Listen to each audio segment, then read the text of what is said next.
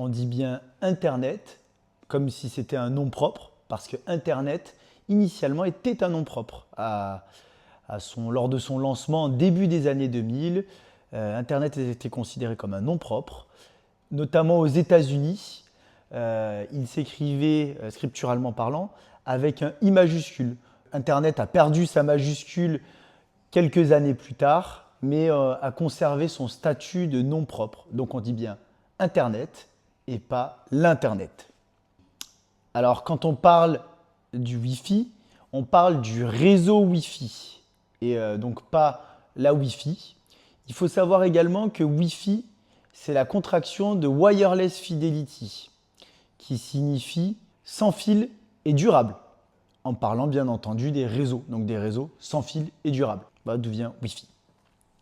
On dit donc un modem, contraction de modulateur-démodulateur, et qui était un peu trop compliqué en français à écrire ou même à utiliser dans le langage courant, donc ça a été contracté. Il faut savoir qu'un modem, pour la petite info, ça sert à transformer donc les signaux numériques en des signaux analogiques et à l'inverse, donc qui permet aux appareils de communiquer entre eux.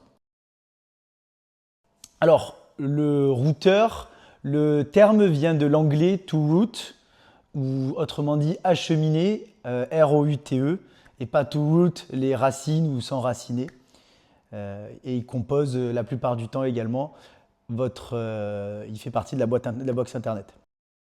Alors, on parle bien de la box Internet et pas du sport, la box, B-O-I-X-E, ou bien d'un garage.